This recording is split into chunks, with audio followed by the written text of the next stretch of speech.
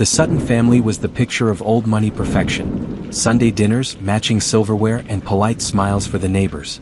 But behind their colonial mansion's pristine white walls, a storm was brewing. And when it finally broke, it would leave one son dead, another on trial, and a family legacy soaked in blood. In the world of blood ties and family dinners, money should never come before love. But when a family fortune becomes the prize, loyalties twist, hearts betray, and murder becomes an inheritance. This is the chilling story of how a beloved son never saw the knife coming, not from a stranger, but from blood.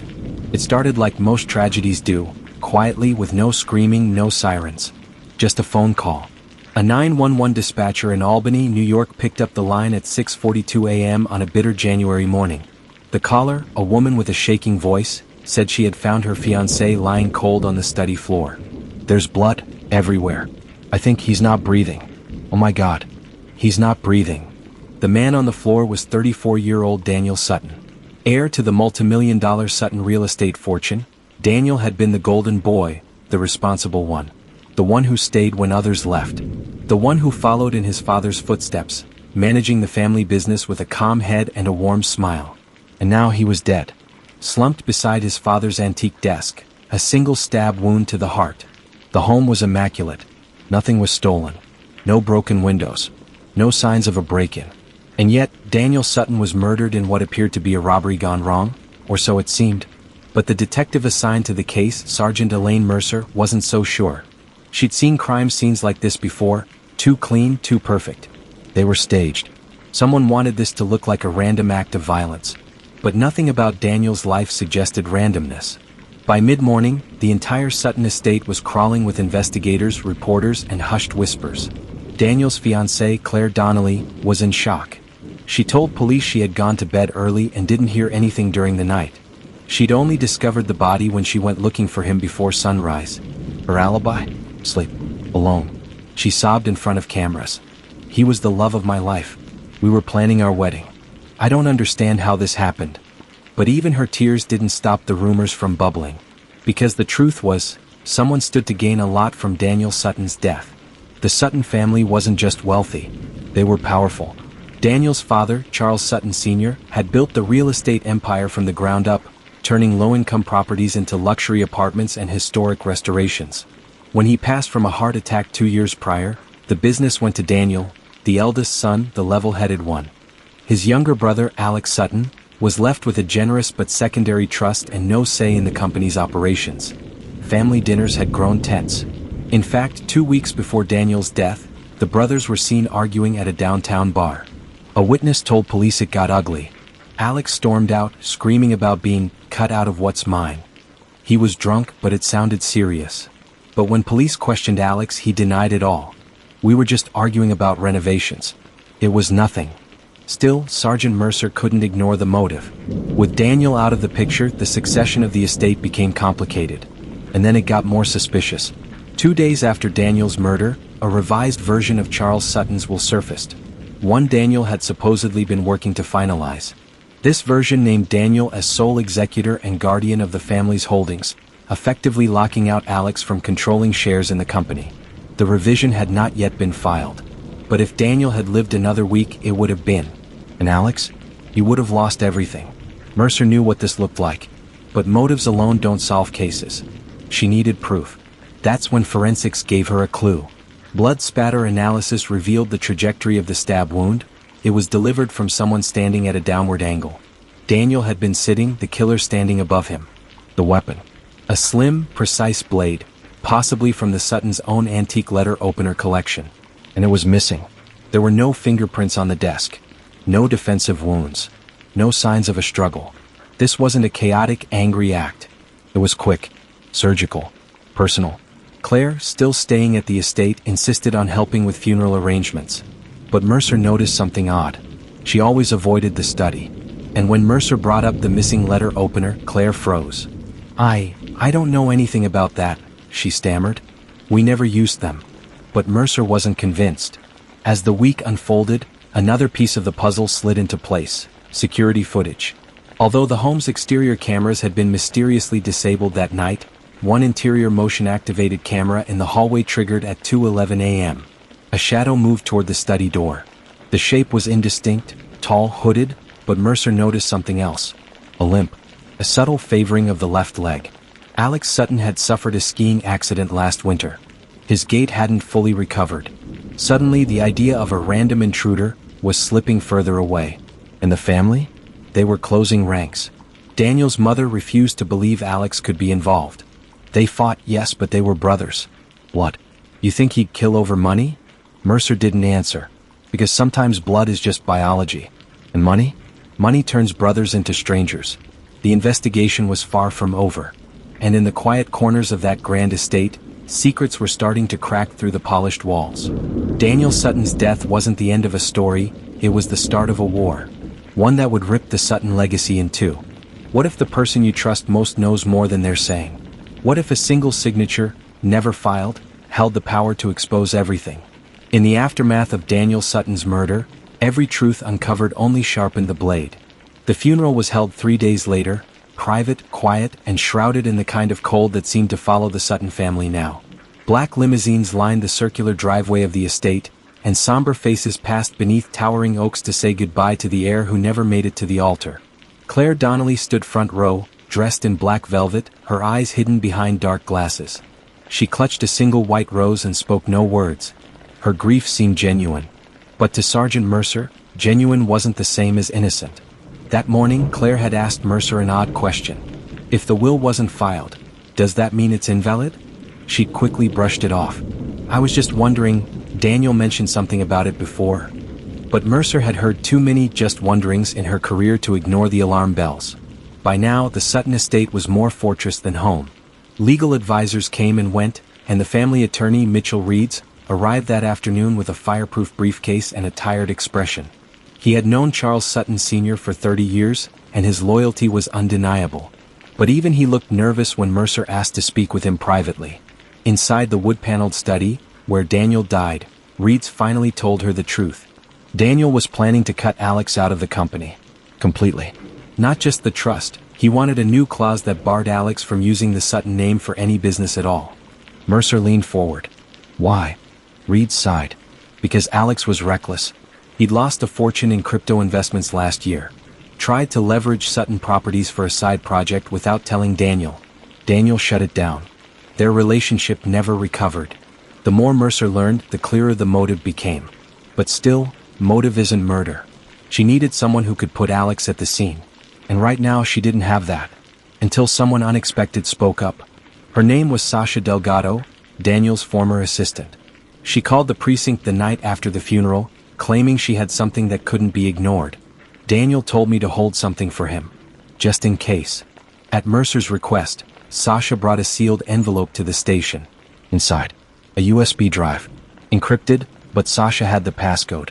It was simple, legacy. The contents? A video. Daniel sat at his desk, his expression serious. The footage was time-stamped 4 days before his murder. If you're watching this, I guess something went wrong.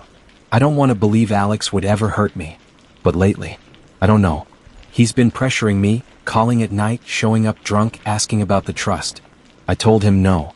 I thought he'd get over it. He pauses, his eyes shifting. There's more. Claire and we weren't doing well. I think she's hiding something from me. I wanted to trust her. I really did. Mercer stared at the screen. There it was. A warning. A final breadcrumb. Now she had 2 suspects, not 1. Meanwhile, Alex Sutton had vanished. According to the housekeeper, he packed a bag and left after the funeral without telling anyone where he was going. His phone was off. His car wasn't at the estate. And Claire? She claimed not to know anything about it. But Mercer wasn't buying it. She obtained a warrant and had Claire's phone pulled for data. Messages deleted. Calls erased. But one thing lingered, a GPS ping from 2 nights prior. She'd driven to a cabin the Suttons owned upstate. A cabin only family members knew about. When Mercer arrived there the next morning, the air was razor sharp, the forest silent. Smoke curled faintly from the chimney. Inside she found Alex Sutton, alive, shaken, and holding a bottle of scotch. He didn't resist arrest. Back at the station, Alex said something unexpected. I didn't kill Daniel. But I know who did. Mercer narrowed her eyes. Go on. It was Claire. He claimed that Claire had shown him the revised will weeks earlier, bragging that she'd convinced Daniel to change it in her favor. That Daniel had started second-guessing everything, including marrying her. Alex insisted that Claire panicked, that she killed Daniel before he could undo what she'd worked for. Mercer asked, "So why did you run?" Alex looked down. "Because I knew how it looked. I lost everything when he died. But Claire? She gained something." Mercer left the interrogation room more confused than ever. Because now everyone had motive. Everyone had something to hide. And the truth? It was buried beneath privilege, pressure, and power. She cried on camera. She played the grieving bride-to-be. But when the mask started to slip, investigators realized something terrifying. Claire Donnelly wasn't mourning a man. She was covering a secret. And what Daniel Sutton didn't know about the woman he loved may have cost him his life. Claire Donnelly's story was unraveling, and Sergeant Elaine Mercer could feel it. The cracks weren't wide yet, but they were there. In the trembling hands that didn't match the polished public grief. In the deleted messages on her phone. And most of all, in what Daniel's brother had just confessed. Alex Sutton swore Claire had shown him the revised will before Daniel's murder. Proof, he claimed, that she had manipulated the family's future to secure her own fortune. But Mercer knew Alex had every reason to lie. His story bought him time, cast suspicion elsewhere. Still, it was enough for a judge to issue a new warrant, this time for Claire's private laptop and tablet. The contents shocked everyone. Claire had multiple encrypted folders, some disguised as innocent wedding planning files. But forensic recovery revealed something more disturbing. Months of email threads with a man named Gavin Ross, a former stockbroker turned offshore consultant. And Claire's tone wasn't businesslike. It was intimate. "I need him to sign the documents before the 20th. He's hesitating again. Don't worry, I'll handle it. Once it's done, we can finally be free of this mess. I told you, Daniel doesn't suspect a thing." The timestamp on that last message? 3 days before Daniel's murder. Mercer's stomach turned. When confronted, Claire didn't deny the affair. But she didn't confess to anything else either. "Yes, Gavin and I were involved. But I didn't kill Daniel. I couldn't. I loved him." But the evidence kept stacking. Investigators traced a phone call Claire made the night of the murder. One she claimed never happened. It pinged from her cell tower at 2:13 a.m., just minutes after the shadowy hallway footage. And worse? A partial fingerprint, blurred but present, was recovered from the missing letter opener's display case. Early forensics indicated it was likely Claire's. Still, Mercer couldn't move yet. She needed one thing that neither Claire nor Alex could explain away: the murder weapon itself. That's when a break came, from the Sutton estate's backyard gardener. While clearing out brush behind the southern hedge, he uncovered something strange buried in a cloth, a blood-stained silver blade. Ornate, antique, engraved with the Sutton crest. One of 6 from the heirloom set Daniel kept in the study. It was missing its tip. And when compared to the wound path in Daniel's chest, it was a match. Forensics confirmed the blood was Daniel's. And the cloth? It had traces of a rare flower, hellebore, a toxic winter bloom found only in one part of the estate's garden. A place Daniel rarely visited. But Claire? She posted a photo of herself there just a week prior on Instagram. She captioned it, "Winter can be beautiful, even the deadly parts." It was chilling. Maybe poetic. Maybe prophetic. Still, Mercer needed to confront Claire one final time. She brought her into the station, not under arrest, not yet, and sat across from her in the quietest room they had. Claire didn't speak for the first 5 minutes. Just stared at the floor, twisting the silver ring Daniel had given her. "I didn't mean for it to happen," she whispered eventually. "He found out about Gavin. We argued. He said the wedding was off. He was going to change everything. Take me out of the will. Expose me to his family. Ruin my life." Tears welled in her eyes, but they were different now. Not grief. Not guilt. Fear. "I went to the study just to talk. But he laughed. He said I was a mistake. That he should have seen it sooner." I snapped. She didn't say the word stabbed. She didn't have to. Mercer leaned in. "Where's Gavin Ross now?" Claire hesitated. "Gone. He vanished the night Daniel died. I think he set me up." Mercer ordered an international trace on Gavin Ross. But he was already off-grid. No flights, no passport pings, no credit cards. Just a ghost in the wind. It didn't matter. Claire Donnelly was arrested that evening, charged with first-degree murder. The blade, the motive, the confession. It was enough. But as she was led into the back of the police van, Mercer couldn't shake the feeling that one piece still didn't fit. Daniel Sutton had been killed while sitting down. No defensive wounds.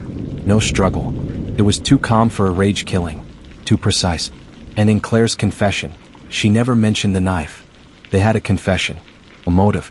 A murder weapon. But something still felt off. Too clean. Too timed.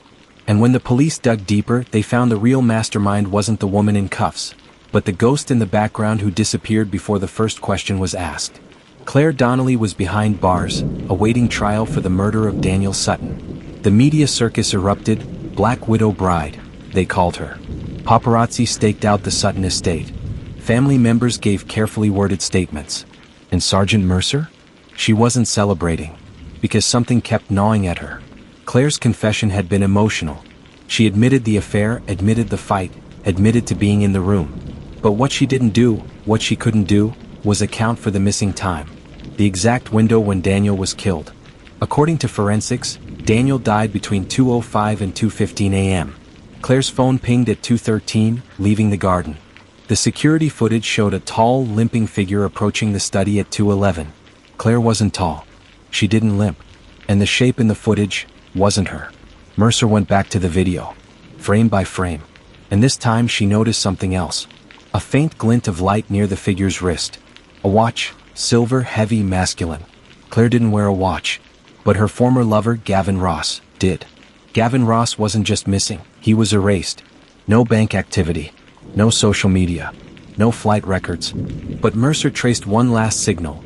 A burner phone Claire used, registered under a false name, made a call to Cancun, Mexico the day before Daniel's murder. The name on the resort booking? Simon Delacroix. An alias Gavin Ross had used before during a financial scandal investigation years ago. Now Mercer had her lead. Interpol confirmed the alias was active again. This time in Colombia, where a Canadian passport under the same false identity had been used to cross the border 4 days after the murder. Claire had confessed to a crime that Gavin may have executed. But here's where it gets darker. Mercer pulled Claire's financials again, this time offshore.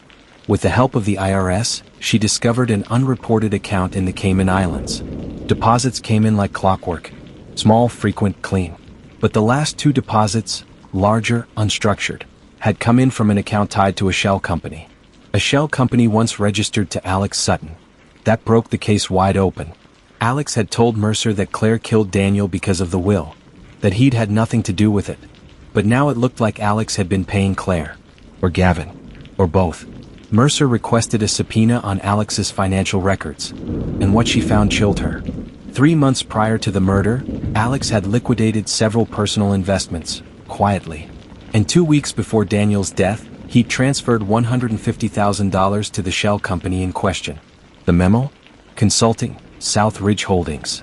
But South Ridge Holdings didn't exist. Not legally. Not in any state. Mercer pulled the last known correspondence between Alex and Claire. Buried deep in a recovered drive was a draft email. He'll never see it coming. By the time it's done, I'll have what's mine. And you'll be free. Just make sure Gavin keeps his mouth shut. It was unsigned. It was never sent. But it was damning. Here's the theory Mercer pieced together. Alex Sutton, bitter over his exclusion from the estate, recruits Claire, already unstable and angry, to help remove Daniel. Claire, emotionally compromised and resentful after learning Daniel might leave her, reconnects with Gavin Ross, a professional manipulator with experience laundering money and vanishing. Gavin, the one with no skin in the game, becomes the fixer. He disables the cameras. He's the figure caught on video. He delivers the kill. Claire provides access. Alex finances the whole thing. The plan? Frame the murder as either a robbery or a lover's fight, whatever stuck first. But Gavin disappeared too well. And Claire? She cracked under pressure, believing she'd been left to take the fall alone. Sergeant Mercer now had enough evidence for conspiracy charges. A quiet arrest warrant was issued for Alex Sutton, who, like Gavin, had already disappeared. His last known location? A private airstrip outside of Albany. His last known destination? Unknown. Claire's trial became the scandal of the decade. Prosecutors amended charges to second-degree murder and conspiracy. She pled guilty, then turned state's witness in a plea deal. She confessed everything. Alex said Daniel never respected him. That the company should have been his. That family meant nothing if you were locked out of the future. I thought, if we did this together, we'd both get what we deserved. But Gavin? Still gone. A shadow. A loose thread. A walking weapon who knew the Sutton name and its weaknesses better than anyone. He wasn't just the muscle. He was the architect of erasure. Gavin Ross didn't just kill Daniel Sutton. He erased himself from the crime before the blood dried. But Sergeant Mercer was about to uncover that the murder of Daniel Sutton had been planned for much longer than anyone suspected, and Gavin wasn't working alone. Interpol called it a phantom profile. Gavin Ross, real name Gavin Alexander Rhodes, had used at least 7 different aliases across 3 countries in 5 years.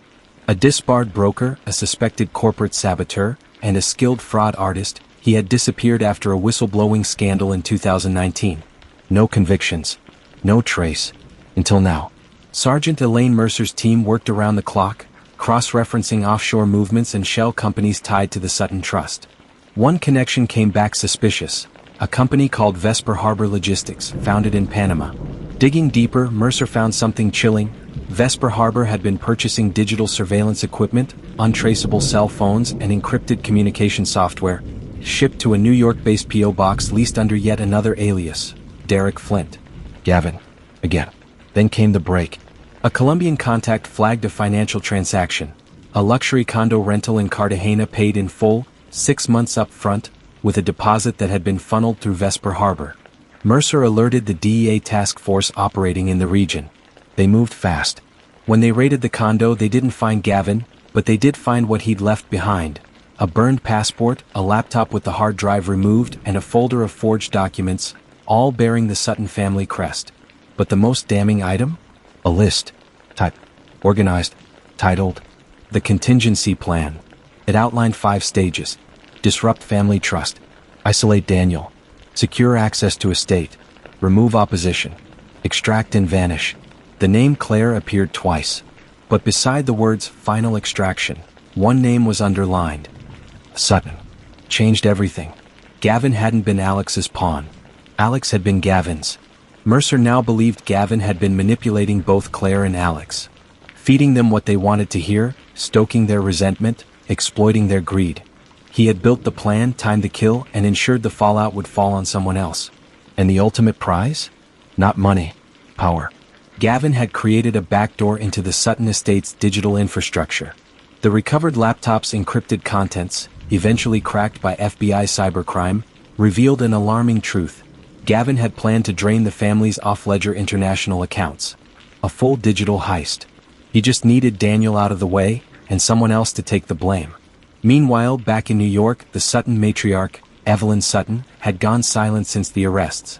She hadn't spoken publicly. She hadn't attended Claire's hearings. But Mercer paid her a visit.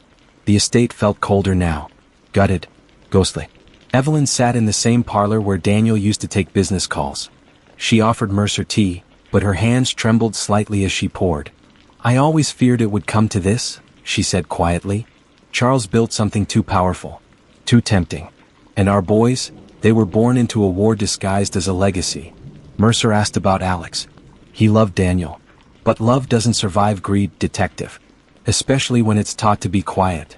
Then Evelyn handed Mercer something unexpected. A sealed envelope labeled, "To be opened in the event of Daniel's death." Inside, a handwritten letter from Daniel Sutton, dated just days before his murder. "If anything happens to me, Gavin Ross is not who he claims to be. He's not just Claire's lover. He's something worse. I think he's here for more than money. I've seen the signs, offshore activity, unlocked devices, odd transfers under my name. I need more time to prove it. If you're reading this, I ran out of time." Daniel had known. Mercer stood from her chair, heart pounding. Gavin hadn't just fooled everyone. He'd known the target was onto him.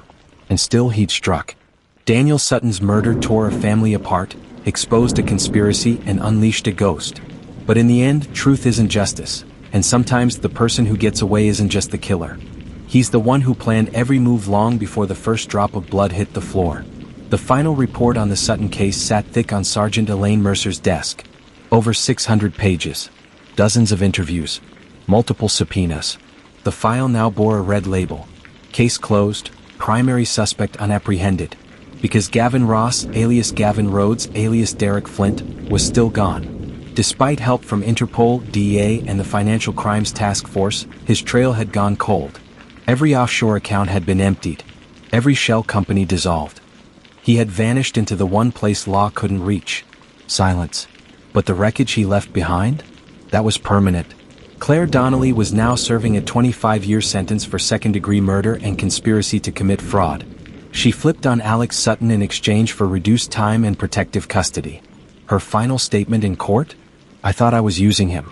Turns out I was the one being played." Alex Sutton, arrested in Lisbon after trying to board a yacht under a falsified diplomatic ID, was extradited back to the U.S. He pled guilty to conspiracy and obstruction. He received 18 years without parole. His trust fund?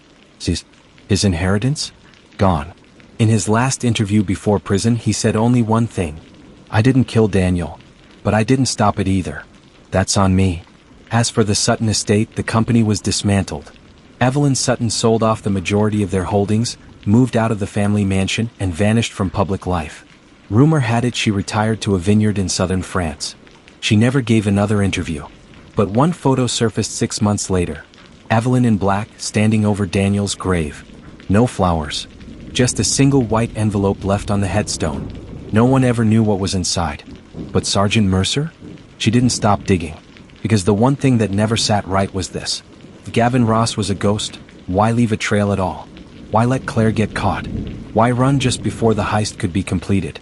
It didn't add up, until a financial audit uncovered something strange. A transfer of $4.2 million, routed through a trust account in the British Virgin Islands.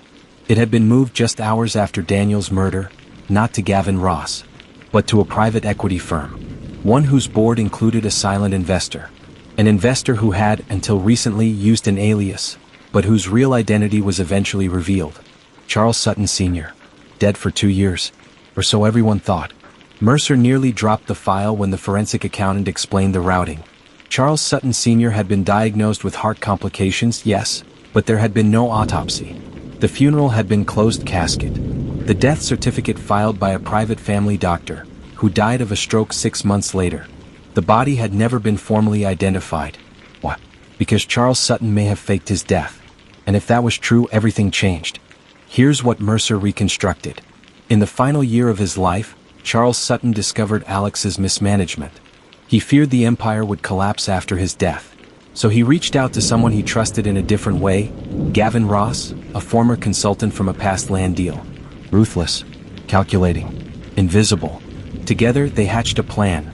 Eliminate the unstable elements, Alex, control the money, and shift the legacy from bloodline to trust. But Daniel? Daniel wasn't supposed to die.